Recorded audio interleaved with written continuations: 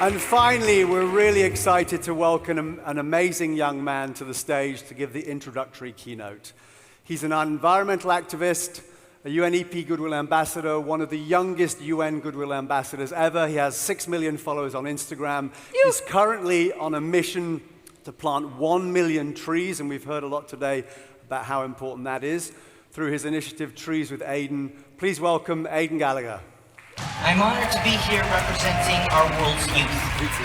I don't want to choke on the air I breathe or see wildfires burning out of control. It is up to nations to find new ways of being things.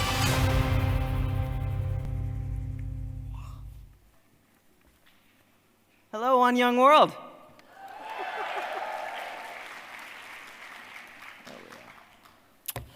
First off, it is a privilege to be here among so many inspiring young leaders. I'm incredibly honored that I've been invited to come speak here with you all today. Okay. So, we are here because we recognize the immense challenges our world is currently facing. And we understand the monumental amount of action it's going to take in order to reverse this crisis.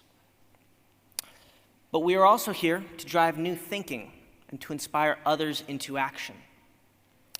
With corporations, media, big tech starting to pay real attention to us, we now have the momentum to define the rest of the century. I'd like to invite you all to take a moment and think about what led you here today. Your activism origin story, if you will. Because there must have been a critical moment where you saw an opportunity to make a difference. A moment that pushed you off the sidelines and into action. For me, that moment happened when I was 10 years old. I was a kid growing up in Los Angeles, and I was lucky enough to live close to the beach. I always loved the ocean, and I would try and spend as much time there as I could.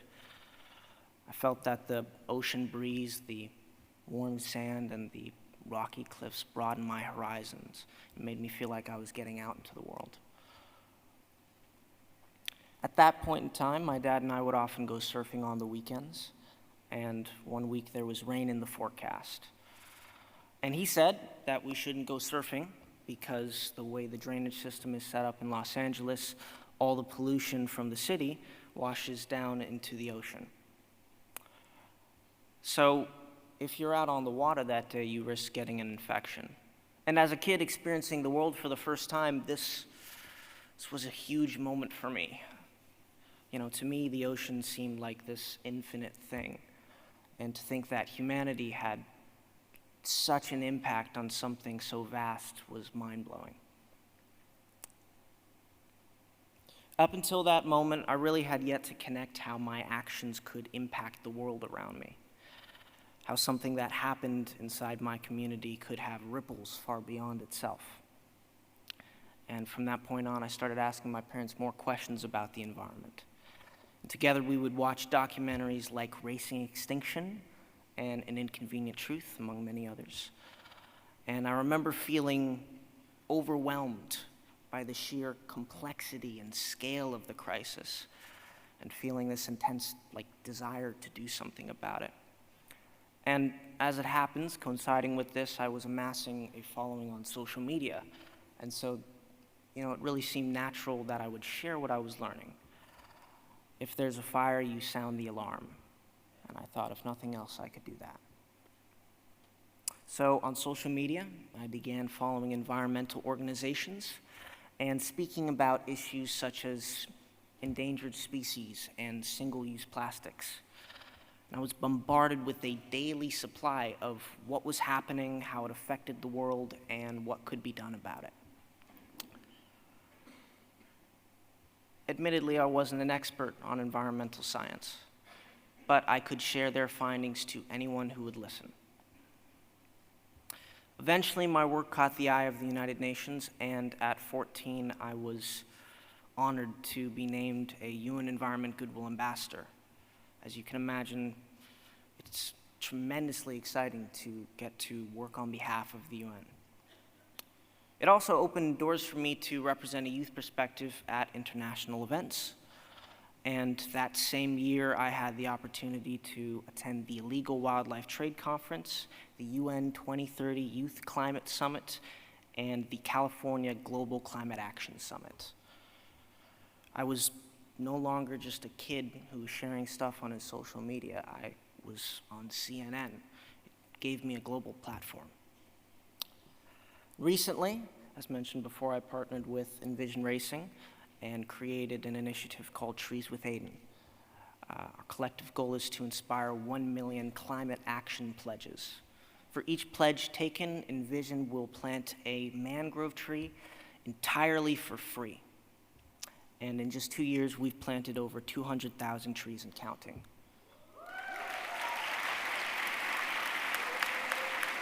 So it's amazing to think about, because it's 200,000 people who are stepping forward and making a difference and aiding in the fight against climate change in a small but a very meaningful way. And it's now been over a decade since that rainy day in Los Angeles. And I'm grateful that I still have a platform that I can continue supporting climate action. In many respects, I'm still doing the same thing that I did when I was a kid. I'm just a messenger. It's something that I feel I can and should do with the platform that I'm lucky enough to have. So, if I can help even just one person to feel like they also can make a difference in the face of all of this anxiety over the state of the world, then to me, I think it's worth it.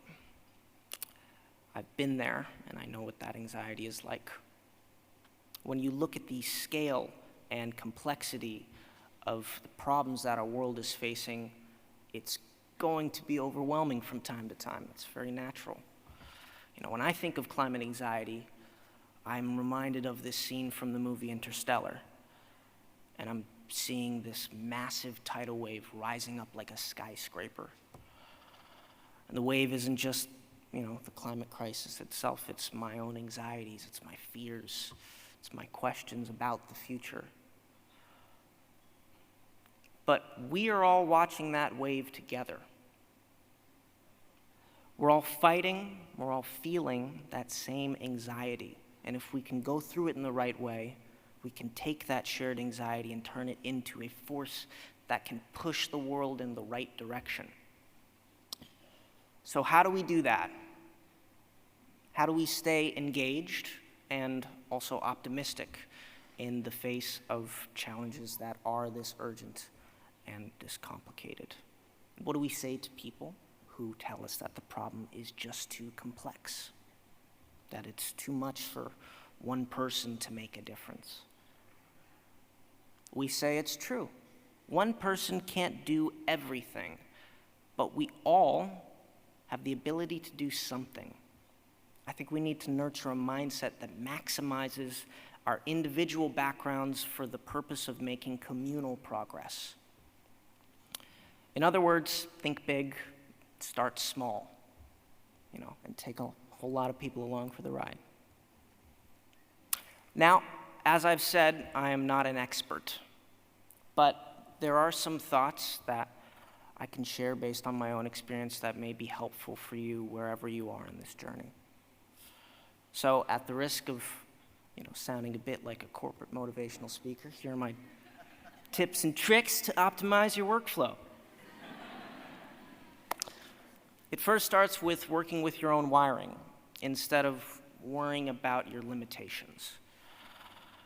Everyone is wired a little differently, and they're going to approach problems in very different ways. I have ADHD, and I tend to get very focused on things. Because of that, I know I need simplicity in order to be efficient. So I start small. I clearly define my expectations at the outset of something. I compartmentalize tasks, and I set deadlines. And breaking things down like that helps me to stay on track. Because when you focus on all the small things that you can do, instead of the larger things that you can't, all of a sudden those goals feel realistic and achievable. Having the right tools also is extremely helpful. For me, the most powerful tool at my disposal has been social media. It's not perfect, but it is an incredible vehicle to amplify a message, to reach new audiences, and to build a community out of a shared passion. Now for you, that tool might be technology or a new way of thinking. It might be a space that inspires you to do your best work. But one of the most powerful mechanisms for efficiency is collaboration. Collaboration will help alleviate your anxiety. It allows you to just focus on what you excel at. And in turn, it keeps you from spreading yourself too thin. So I urge you to find a team. Here at One Young World, you all have a unique opportunity to team up with peers from around the world. Here and everywhere else, I urge you to look for people who are doing great work and team up with them, even if their area of expertise is completely different from your own. You have no idea how your respective skill sets or point of views may complement each other. Take, for example, my partnership with Envision Racing. Envision can plant hundreds of thousands of trees, something I obviously couldn't do alone. But I do have the ability to share our vision to a larger audience. And these complementary skills work in tandem toward a common goal of planting a million trees. Don't just look for partners, though. You need to look for people who are better than you at something and learn from them. Now, they don't have to be notable figures, just people who are really good at what they do. Personally, a lot of my inspiration comes from musicians I look up to. For example, in 2008, John Mayer gave this amazing seminar on songwriting. And as a young musician, I would just obsessively watch these videos over and over again, each time pulling new information out of it. And I would take these concepts and break them down into their simplest form, and I would see what else they would apply to. Now, I'm sure a lot of you already have mentors and people that you look up to, but I urge you to continually seek out greatness, to be interested in the world. Different people are going to approach problems very differently, and you will find that their philosophy may just revolutionize the way that you do things. Finally, I am reminded of a quote by actor Jason Alexander. He says, "Be gentle with yourself." Given the urgency of these global crises, there will be times that you feel frustrated with yourself. You'll think that, I'm not doing enough. I should be further along by now. I'm making enough progress. And in this moment, your expectations are far beyond your means. But you have to remember to be gentle with yourself, to take a step back, to process, to breathe, to regain that objectivity. We all know good things take time, and that you're going to stumble and fall. That's just part of it, and it's often how you get better. You don't have to be perfect, but every day, if you're taking a step forward, you're doing okay. So in conclusion, we do have more power than ever before to drive real solutions and to better the world around us, but it starts small. It starts with doing something, not trying to do everything. It starts with knowing yourself and understanding that you have a unique perspective to contribute. Here at One Young World,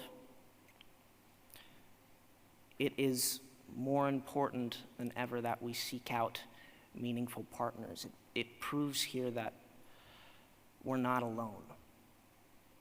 It's why I'm incredibly excited to see what the future has. We're very lucky to have people in this world like you fighting to make it a better place. I'm incredibly excited to see what you all do next. Thank you.